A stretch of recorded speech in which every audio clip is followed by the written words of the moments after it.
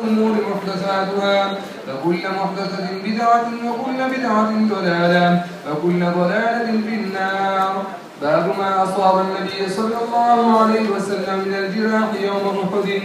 فبه قال حدثنا إسحاق بن نصر قال حدثنا عبد الرزاق عن معمر عن همام سمع أبا هريرة رضي الله عنهم قال قال رسول الله صلى الله عليه وسلم اشتد غضب الله على قوم فعلوا بنبيه يشير إلى رباعية اشتد غضب الله على رجل يقتل رسول الله صلى الله عليه وسلم في سبيل الله.